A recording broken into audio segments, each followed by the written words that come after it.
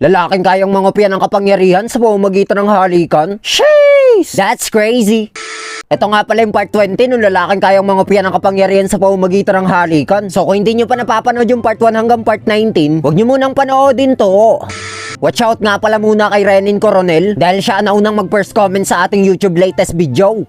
Dito nga ay umuwi na si Yamada ng bahay para magpahinga at kinabukasan pagpasok niya sa school nakatulog siya. Paggising niya labasan na nila at yung mga alaala niya sa mga witch hindi pa din daw nabubura. Baka daw hindi gumana yung kapangyarihan sa kanya ni Umbrella Cutie kaya nagpunta siya sa club nila para sabihin to sa mga to. Pero nagtaka ang mga to kung bakit siya nandito. Tinanong pa siya ni Kiluwash kung may kailangan ba daw siya sa kanila. Napahiya naman siya kaya sinarado niya na lang yung pinto at nagets niya na kung ano nangyayari. Hindi daw siya ang nawala ng alaala kundi yung mga tropang potchi niya. Kaya nagpunta siya kay President Labo para i-chika to. At sabi naman ito, hindi daw kasi gumagana ang kapangyarihan ng mga witch kay Yamada kaya ginawa nila to. Naging patakaran daw na walang sino mang makakaalam nun tungkol sa mga witch kundi yung presidente ng student council. At yung mga naburang alaala daw ng mga yun ay hindi nababalik. Ang lahat daw ng to ay para maprotektahan yung school nila. Niyaka pa siya ni President Labo. Sana daw mapatawad siya ni Yamada. Sabi naman niya, kung ganun daw, wala daw tong dapat hingi ng tawad. Sabay walkout, paalis. At habang nakatambay siya dito, biglang may nagsalita. Kaya napabangon siya. Andito pala si Grass. At naaalala siya nito. Hindi daw kasi gumagana ang kapangyarihan ng mga witch sa kanila. Kaya sila na lang daw dalawa ni Yamada sa school na to meron pang alaala. At tinanong pa ni Grass kung makikipagsanib pwersa ba daw to sa kanya. Pero tinanggihan siya ni Yamada ng mabilis pa sa pas. Hindi naman siya tumigil sa pagkumbinsi dito hanggang sa napilitan na siyang ikwento kung bakit ba siya desperado. Nung araw pala na nagpakita si Umbrella Cutie kay Yamada, andun pala siya nakatago sa puno. At nung babounce na siya, bigla atong sumulpot sa harapan niya. Kaya matik na kung ano nangyari. Tawang-tawa naman sa kanya si Yamada. Sabi niya naman, ginawa niya daw ang sinabi sa kanya ni President Labo. Naburahin daw yung kapangyarihan ni Headband Cutie at tinalay niya daw ang sarili niya sa school na to. Pero ngayon daw, pati daw yung pangarap niyang maging presidente naagaw daw sa kanya. Buboses naman sana si Yamada, kaso sinigawan niya to. Ano naman daw alam ng kagaya nito na masaya at hindi nakakaramdam ng kahit ano. Bigla naman sinuntok nito yung lamesa. Hindi din naman daw niya alam kung anong dapat gawin. Bigla naman sumulpot dito si Cutie Blandy. Nagpunta daw siya dito para kausapin si Yamada. Kinausap naman siya nito na parang nothing happen. Nilapitan niya naman to tungkol daw sa pagpunta nito sa club room nila kahapon. Baka daw kasi gusto nitong sumali. Pero sabi ni Yamada, hindi daw siya interesado. Bigla naman nangintab si Cutie Blandy sa paningin niya. Magkita na lang daw sila bukas ng tomorrow. Kinilig naman siya at ginrab niya to sa braso. Sabay sabing makipag-date daw to sa kanya. Ang gulat ni Grass Pero sabi ni Cutie Blandy, sorry daw. May trip na daw siyang iba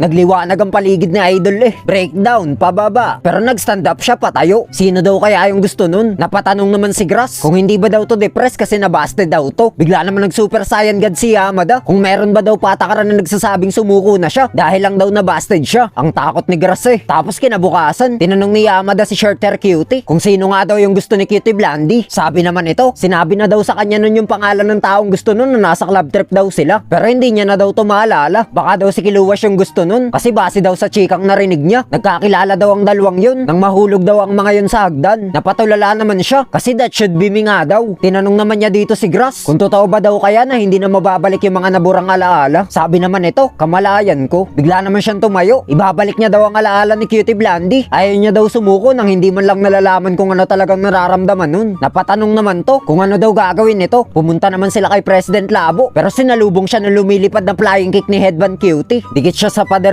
Sabi naman ni President Labo, sinabi niya na nga daw dito na wala daw talagang paraan para mabalik yung mga naburang alaala. Tsaka may konting problema daw sila ngayon. Yung mga witch daw na nakalimutan na si Yamada ay nagsimula ng gumawa ng gulo. Nagbago daw kasi lahat ng mga witch pagkatapos daw makilala ng mga yun ito. Kaya nung nawala daw to sa memorya ng mga yun, bumalik daw ang mga yun sa kung sino sila dati. Mas malala pa nga daw ngayon Yun daw ang sitwasyon kaya busy daw siya ngayon. At paglabas naman nila, bigla naman sumulpot dito si Visit Cutie. Base daw sa chikang narinig niya, nag-confess daw si Yamada kay Cutie Blandy at nabasted ito. At kung si Kiluwash daw ang kalaban nito, wala daw tong pag-asang manalo. Pero kung gagamitin daw nito yung kapangyarihan niya, kaya daw nilang wasakin yung dalawa. Puntahan na lang daw siya kapag nakapag-desisyon na to. Sabay walkout, paalis. Duda naman si Yamada sa sinabi ni Visit Cutie dahil nga daw sa chinika sa kanya ni President Labo. Pero sabi ni Grass, subukan daw muna nitong makisama. Pag ginawa daw kasi nito yun, magagamit na daw nito yung kapangyarihang mga akit at mapapadali daw nun ng mga bagay na dapat nilang gawin. Ha nga si Yamada baka Grass ng mundo yan. Tapos nagpunta na nga siya kay Visit Cutie. Bigla naman siyang binato nito ng damo. Bakit ngayon lang daw to dumating? Kaya bilang parusa daw, mukbangin daw siya. Pag ginawa daw nito yun, papatawarin niya daw to. At Papasalihin niya pa daw to sa tropang potsi niya. Nilapitan naman siya ni Yamada at mumukbangin na siya nito. Pero inawat niya to kung hindi ba daw to magpapakipot muna kahit konti. Sabi naman nito, ito naman daw nagsabi sa kanya na gawin niya to. Kaya nagmukbangan na sila. Tamang nood lang si Grass dito sa Gedli pero nagulat siya kasi nandito pala si Cutie Blandy. Napatingin naman dito si Yamada pero tumakbo na to palayo. Sinundan niya naman to at magpapaliwanag pa sana siya. Kaso sabi nito, wala naman daw talaga siyang pake kung ano man daw gawin nito sa iba. Sinabi niya na din daw dito na may gusto siyang iba. Kaya bakit daw kaya ganito ang pakiramdam niya? Sino ba daw talaga si Yamada? Boom! Siguro naman malinaw na dito kung sino talagang gusto ni Cutie Blandy. Piyagak na nga to